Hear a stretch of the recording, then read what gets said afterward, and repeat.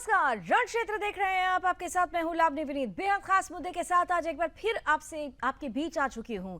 अभी 24 घंटे भी नहीं बीते कि कालिंदी एक्सप्रेस को डिरेल करने की जो साजिश थी उसकी जांच चल रही है। 24 घंटे नहीं बीते हैं अभी कि दूसरी ट्रेन को डिरेल करने की साजिश का खुलासा हुआ है। पहले कालिंदी एक्सप्रेस और फिर अजमेर में मालगाड़ी को डिरेल करने की साजिश। सीधे तौर पर सावधान होने की जरूरत है क्योंकि कहीं पर सिलेंडर मिल रहे हैं तो कहीं पर बोल्डर रखे जा रहे हैं और वो हैंडलर जो खूंखार आतंकी संगठन आईएसआईएस से जुड़े हुए हैं वो अब एक्टिव हो चुके हैं। बिल्कुल सावधान होने की जरूरत है क्योंकि आईएसआई खुरासान ने जगा दिया है भारत में अपने स्लीपर सेल्स को। यही वजह है कि देश भर में अब बम धमाकों से आतंकी हमले नहीं होने वाले हैं बल्कि रेल को निशाना बनाकर होगा आतंकी हमला। और इसका खुलासा उसी वक्त हो गया था जब पाकिस्तान में बैठा हुआ आतंकी फरातुल्लाह गोरी ये कहता हुआ सुना गया था, देखा गया था कि भारत को अशांत करना है, रेल हादसे करवाने हैं और इन रेल हादसों को कैसे किया जा सकता है पूरी टेक्निक बताते हुए नजर आया था। अब इन सब के बीच क्योंकि कालिंदी एक्सप्रेस को डिरेल करने की साजिश की जांच चल रही थी, इस जांच में खुलासा हुआ है कि जिस तरीके से ये अटैक हो रहे हैं वो खुरासान के मॉड्यूल को सामने रख रहे हैं।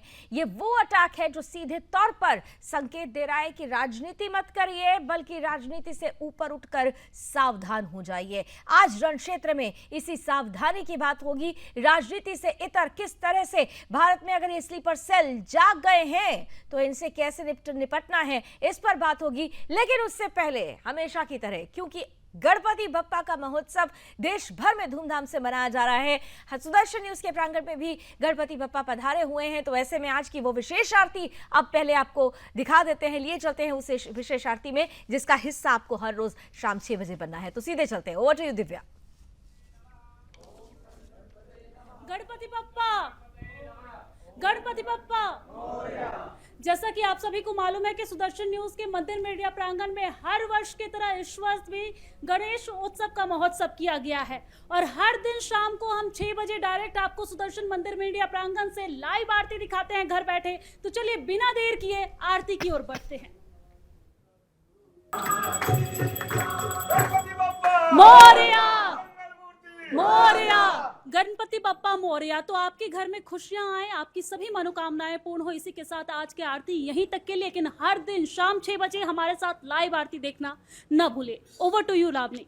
तो सावधान होने की जरूरत है। रण क्षेत्र में अब नॉन स्टॉप डिबेट शुरू करेंगे क्योंकि खास तौर से उस मुद्दे को लेकर आपके बीच एक बार फिर से आ चुके हैं जो मुद्दा हमारे देश के लोगों की सुरक्षा से जुड़ा हुआ है। यात्रीगण कृपया ध्यान दीजिएगा क्योंकि अब जब आप यात्रा करने के लिए रेलवे का सफर करने के लिए पहुंचेंगे तो आपको अपनी सुरक्षा से पहले चंद ऐसे सवालों के इर्द गिर्द घूमना पड़ेगा जो ये बताएगा कि क्या वाकई हम सुरक्षित नहीं है, क्या रेलवे अब सुरक्षित नहीं रह गया है। क्योंकि कालिंदी एक्सप्रेस से लेकर अजमेर तक की मालगाड़ी को डिरेल करने की घटना ये बता रही है कि किस तरीके से खुरासान अब खुराफात कर रहा है, भारत में आफत ला रहा है अपने स्लीपर सेल्स को जगाकर। 2 तस्वीरें इस वक्त आपके सामने रख रहे हैं। एक तस्वीर 8 सितंबर की रात की है जहां पर कानपुर मिकासगंज के पास साजिश रची जाती है। एक्सप्रेस ट्रेन है कालिंदी एक्सप्रेस और उसके सामने भरा हुआ सिलेंडर, पेट्रोल की बोतलें, माचिस, बारूद सब कुछ बरामद होता है, यानी ट्रेन को उड़ाने की बड़ी साजिश। दूसरी तरफ जांच शुरू होती ही है कि 24 घंटे भी नहीं बीतते 9 सितंबर जो तस्वीर आती है वो और भी खतरनाक होती है। रेलवे को डिरेल करना है, रेल को निशाना बनाना है। 9 सितंबर को मालगाड़ी को निशाना बनाया जाता है। चुना जाता है राजस्थान जहां पर अजमेर रूट पर बोल्डर्स रख दिए जाते हैं मालगाड़ी के सामने। 70 किलो के सीमेंट के 2 बोल्डर्स साफ समझा जा सकता है। अब ये बोल्डर या गैस सिलेंडर चलकर तो आए नहीं होंगे, निश्चित रूप से इसे यहां पर रखा गया है। और 2 राज्य हैं उत्तर प्रदेश और राजस्थान, यानी कि स्पष्ट है कि देश भर में खुरासान के खुराफाती स्लीपर सेल्स जाग गए हैं। इसलिए हमें भी राजनीति से ऊपर उठकर जागने की जरूरत है। और खास तौर से ये 4 तस्वीरें, कहीं पर पत्थर, कहीं पर लोहे का रॉड, कहीं पेट्रोल और कहीं सिलेंडर, ये बताता है कि किस तरीके से ट्रैक पर टेरर की कहानी लिखी जा चुकी है। फरातुल्ला गोरी ये वो नाम है जो पाकिस्तान में बैठकर आतंकियों का आका यही है जिसका वीडियो खूब वायरल हुआ था, जिसमें साफ तौर पर ये देश में रेल हादसे कराकर दुर्घटना नहीं, रेल दुर्घटना नहीं कहा जाएगा इसे, बल्कि आतंकी घटना करने की बड़ी साजिश की बात करता हुआ नजर आया था। और यही वजह है कि कालिंदी एक्सप्रेस की जांच में जो खुलासा हो रहा है, जांच एजेंसियां ये कह रही है कि जिस तरीके से ये पूरा प्रकरण हो रहा है, जिस तरीके से रेल को डिरेल करने की कोशिश की जा रही है, ये खुरासान मॉड्यूल की तरफ इशारा करती है, संकेत देती है। और इसीलिए अब उन स्लीपर सेल्स को पकड़ने की जरूरत है, उन तक पहुंचने की जरूरत है जिन्हें खुरासान ने खुराफात के लिए जगा दिया है। इसी पर होगी चर्चा, लेकिन सबसे पहले वो रिपोर्ट जो आपको करती है सावधान। अभी कालिंदी एक्सप्रेस को पटरी से उतारने की साजिश की ब्यूरो रिपोर्ट, सुदर्शन न्यूज। जब इधर कई बार रेल डिरेल्ड होने की बात आई, मैंने साबरमती एक्सप्रेस ट्रेन के समय भी कहा था, ये संजोग नहीं है, ये संजोग नहीं है, ये एक प्रयोग है। और ये प्रयोग है रेल जिहाद के ऊपर, क्योंकि इस बार जो कालिंदी एक्सप्रेस, इसमें तो रेल के ड्राइवर को धन्यवाद देना चाहिए, उसने हादसा होने से बचा लिया। नहीं तो सिलेंडर रखा, बगल में बारूद रखा, बगल में पेट्रोल रखा, माचिस रखा। ये रेल जिहाद है, टूल किट है। मैं आरोप लगाता हूँ इस टूल किट का मास्टरमाइंड कांग्रेस समर्थक ही कांग्रेस ही है, क्योंकि इतने समय हो गया न अभी तक कांग्रेस की जुबान खुली है राहुल गांधी की।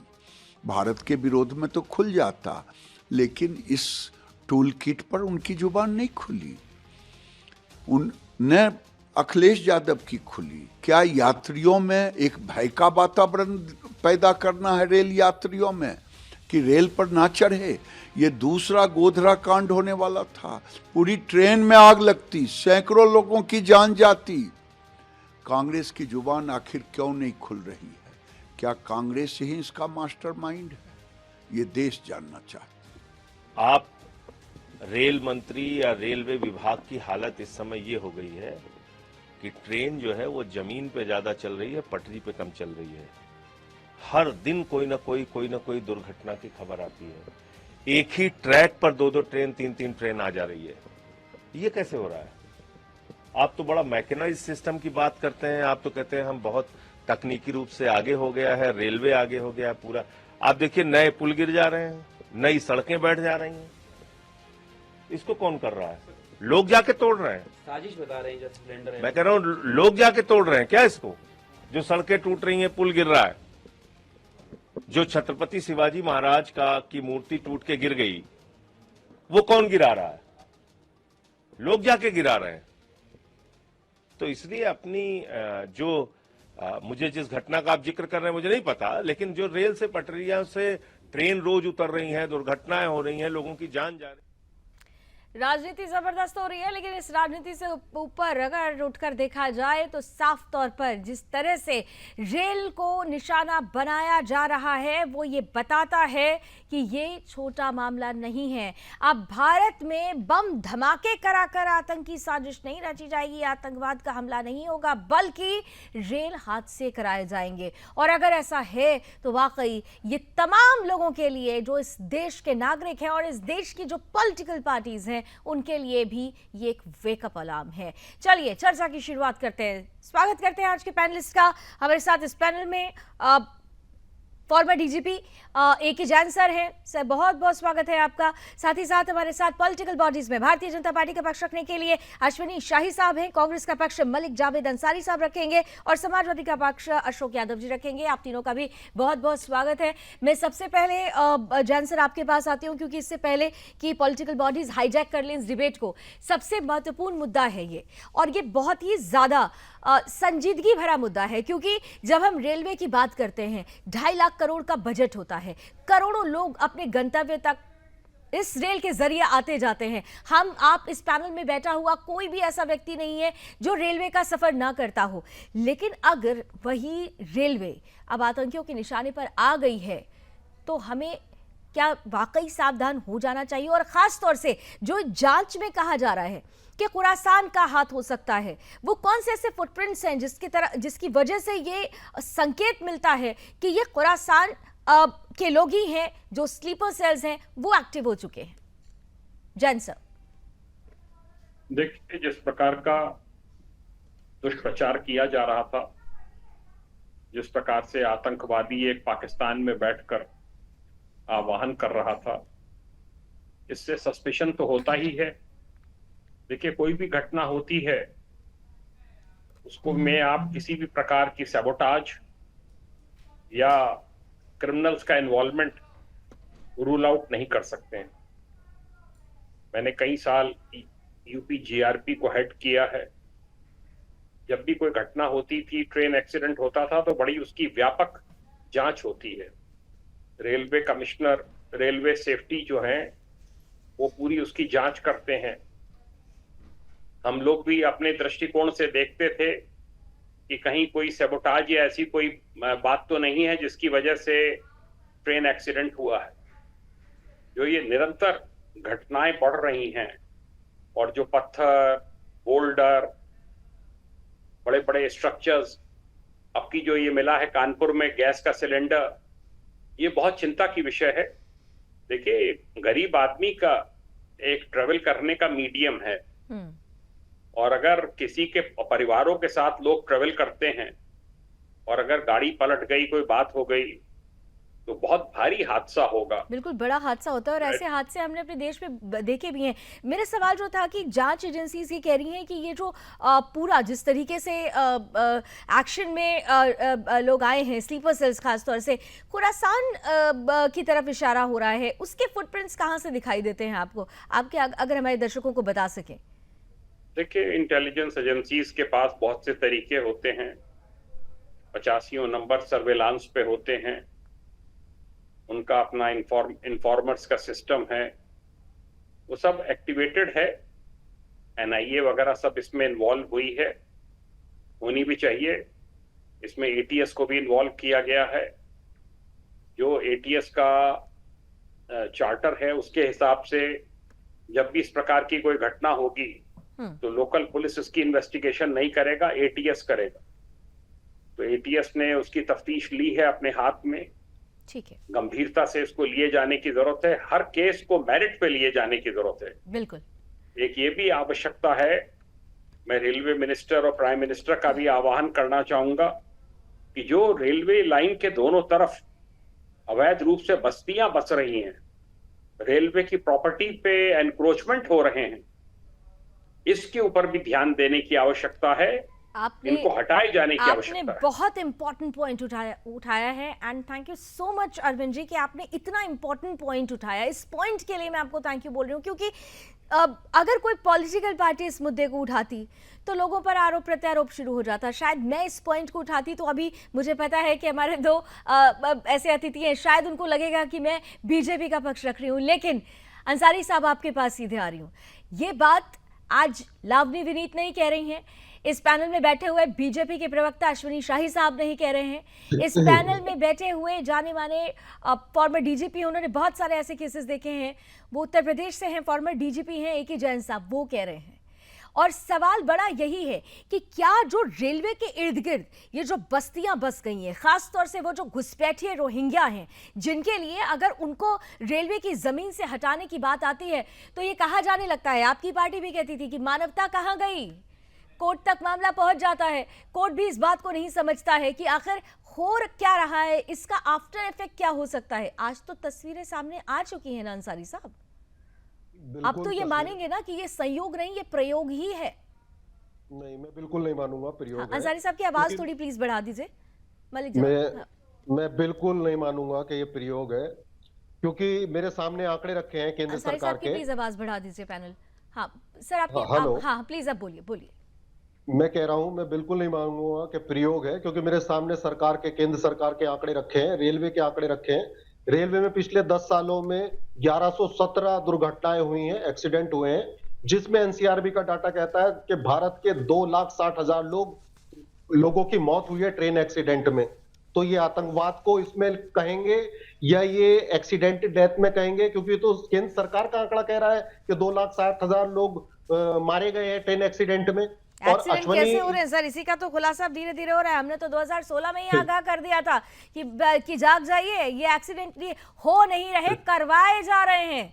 और ये हम नहीं कह रहे हैं, ये तो फरातुल्ला गोरी भी बैठ के कह रहा है पाकिस्तान में कि उड़ाओ यहाँ पर रेल हादसे करवाओ। तो ये हो नहीं रहे हैं, करवाए जा रहे हैं, दोनों में बहुत अंतर है। हाँ, अपनी बात रखिए।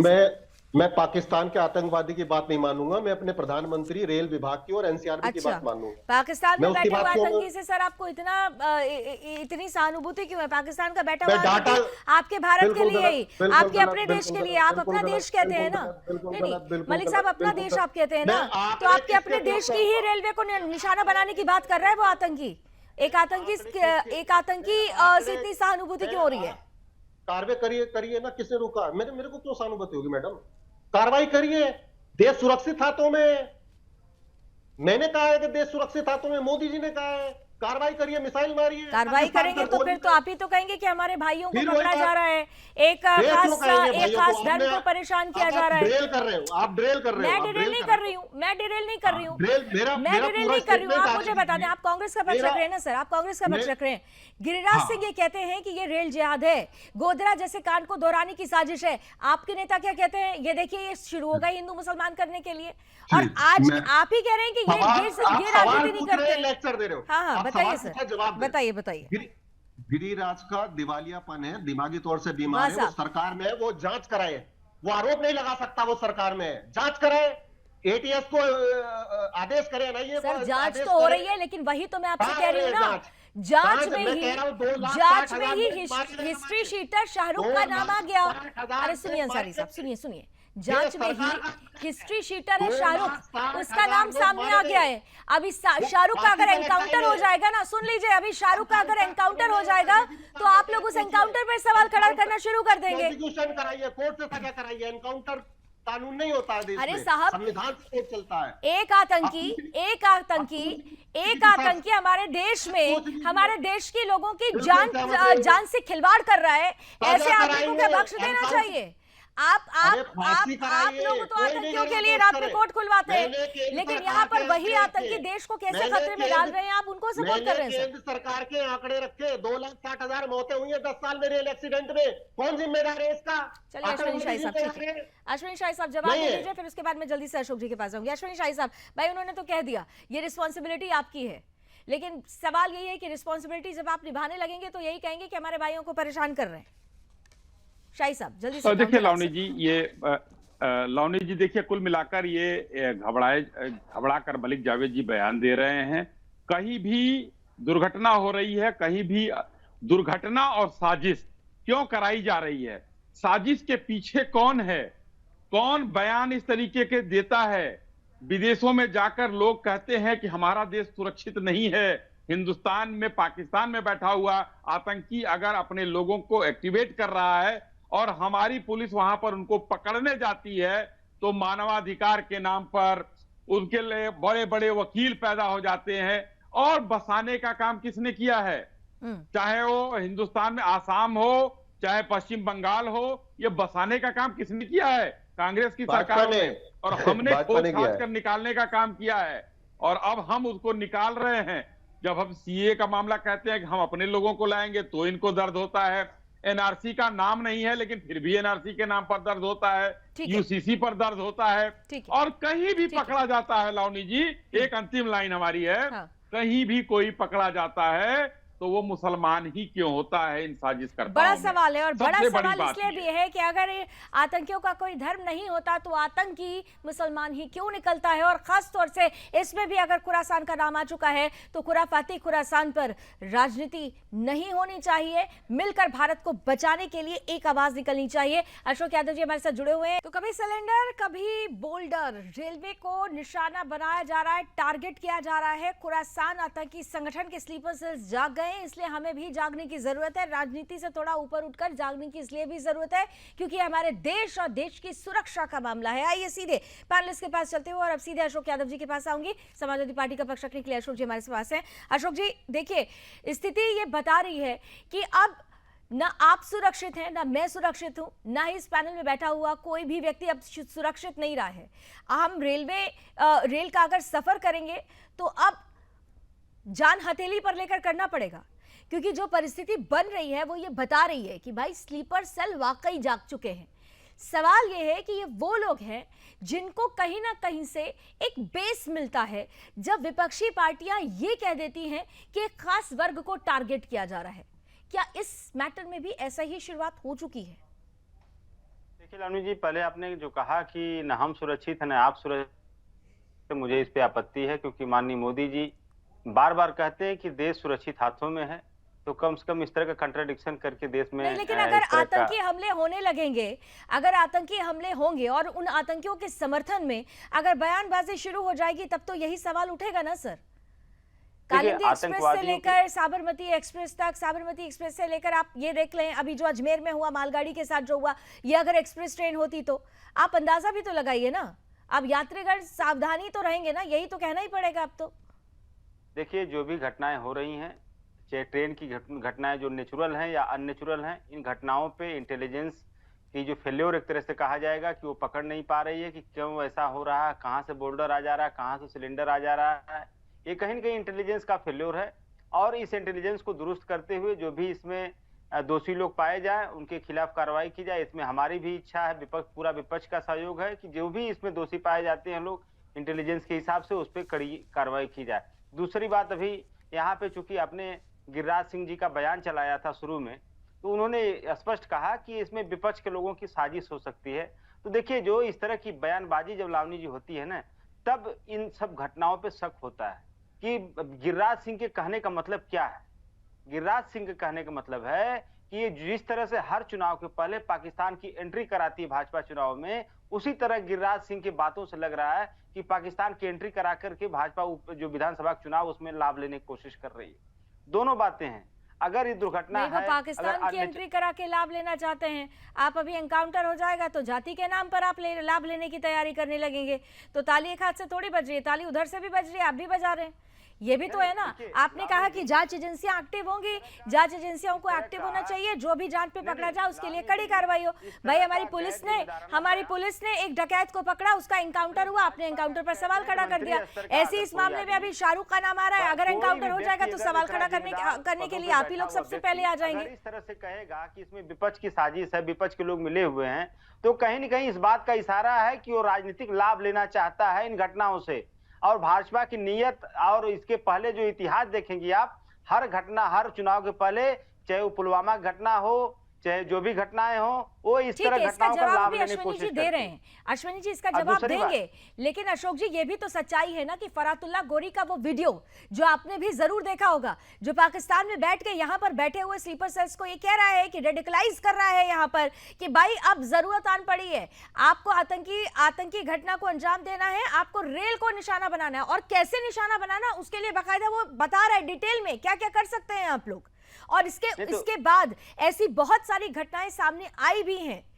किस तरीके से आपने खुद देखा ना, कालिंदी एक्सप्रेस के सामने अगर एक भरा हुआ सिलेंडर आ गया, एक मालगाड़ी के सामने अगर वही एक्सप्रेस ट्रेन होती, 70 किलो का अगर बोल्डर, वो चल के तो वहां नहीं पहुंचा होगा ना साहब, और ना ही कोई एक शख्स 70 किलो का 2 बोल्डर्स, 2 सीमेंट के बड़े बड़े पत्थर वहां नहीं रख सकता है। यानी कि इसमें एक ग्रुप है जो एक्टिव हो चुका है। अशोक जी इसे तो नजरअंदाज नहीं करेंगे ना। लावनी जी, मैंने शुरू में ही कह दिया कि इसमें इंटेलिजेंस का कहीं न कहीं फेल्योर है, और उसमें जो भी व्यक्ति इसमें पाया जाए, चाहे कोई भी व्यक्ति हो, किसी भी देश की सुरक्षा से बढ़ के कुछ नहीं होता है, और जो भी व्यक्ति इसमें पाया जाए उसके खिलाफ कार्रवाई हो, और कोई ठीक है कार्रवाई होगी। और अगर ऐसे लोग नहीं सर, ऐसे लोग जो रेल को निशाना बना रहे हैं, जो देश को निशाना बना रहे हैं और देश विरोधी ताकतें हैं, अगर उनका एनकाउंटर होगा तो फिर आप लोग रुदन भी मत शुरू कीजिएगा, क्योंकि देश तो यही कह रहा है कि आप अगर देश के जो निर्दोष लोग हैं उनको निशाने पर लेंगे तो ऐसे लोगों का तो अंत खात्मा ही होना चाहिए ना, उस खात्मे पर आप लोग सवाल खड़ा कर देते हैं। अश्विनी शाही साहब काउंटर आंसर दीजिए।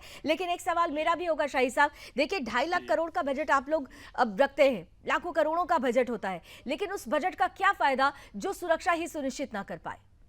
और जो आरोप अभी मलिक साहब ने या फिर अशोक जी ने लगाया, उसका भी जवाब दीजिएगा। ये बहुत बेहतर सवाल है आपका, और इसकी गंभीरता को सरकार समझ रही है इस चीज पर धीरे धीरे, क्योंकि इस देश में एक बड़ा अच्छा माहौल अभी तक था, लेकिन इस समय क्यों इस चुनाव के हारने के बाद अचानक जो है ये विरोधी शक्तियां क्यों खड़ी हो गई हैं, ये नहीं समझ पा रहे हैं हम लोग। देश में कुछ न कुछ एजेंसियां बहुत बेहतर कर रही हैं, और आने वाले दिनों में इसमें भी लगाम लगा दिया जाएगा, क्योंकि हमारे यहाँ 2 साथी बैठे हुए हैं। अशोक जी की पार्टी ने तो खुलेआम कई आतंकियों को छोड़ने का काम किया उत्तर प्रदेश में। जैन साहब उत्तर प्रदेश के डीजी रह चुके हैं, उनको ये हर चीज पता है कि कैसे यहाँ पर छोड़ा गया था फैजाबाद के, और कहाँ के धमाके में वो लोग थे। हाईकोर्ट को उसमें कहना पड़ा कि क्या पद्म पुरस्कार देंगे। सैफुद्दीन सोज साहब की बिटिया को जिस तरीके से जो है छुड़ाने के लिए छोड़ा गया था, किस तरीके से गुलाम नबी आजाद साहब के साले को छुड़ाने के लिए कितने आतंकी छोड़े गए थे। ये लोग तो कहते हैं 179 यात्रियों को छुड़ाने के लिए कुछ आतंकवादी छोड़ने पड़े थे सरकार को, तो वो देश के 179 लोगों को बचाने के लिए छोड़े गए थे, किसी की साले और किसी की बेटी के लिए नहीं छोड़ा गया था। ये लोग उदाहरण देते हैं।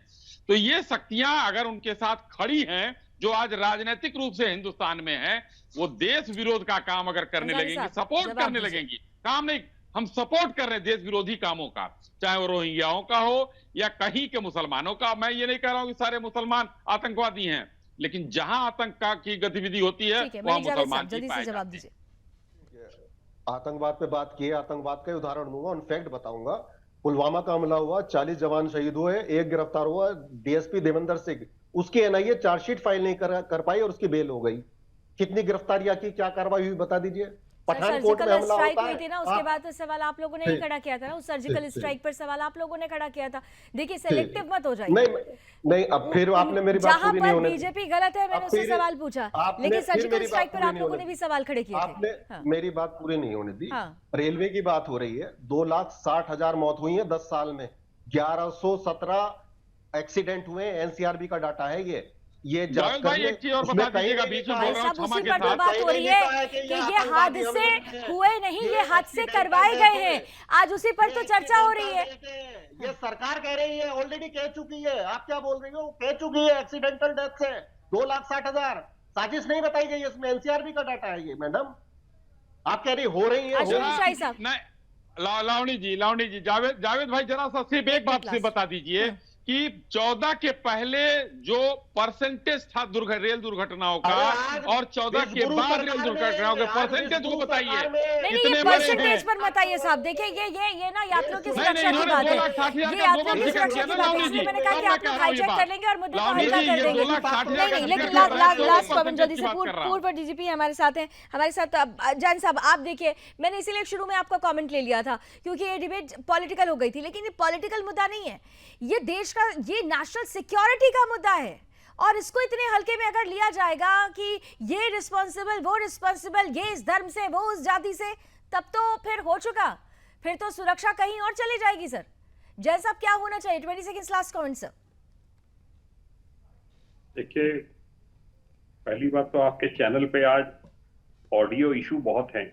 सर प्लीज, मैं आगे जरूर से चेक करवाऊंगी। तेज इको मिल रही है सर, ठीक है, आगे से इसका ध्यान रखा जाएगा। 20 सेकंड से लास्ट। मैं इसके ऊपर इतना कहना चाहूंगा कि जो सिक्योरिटी एजेंसीज हैं, एनआईए है, एटीएस है, जो भी इसमें सिक्योरिटी एजेंसीज लगाई गई हैं, वो अपना काम बखूबी कर रही हैं। ठीक है, जल्दी ही केसेस वर्कआउट होंगे, जल्दी ही जो लोग इन घटनाओं के पीछे हैं उनके खिलाफ यूएपीए, एनएसए इत्यादि के तहत कार्रवाई होगी, बड़े फुल प्रूफ केस बनाकर इनके खिलाफ कार्रवाई होगी।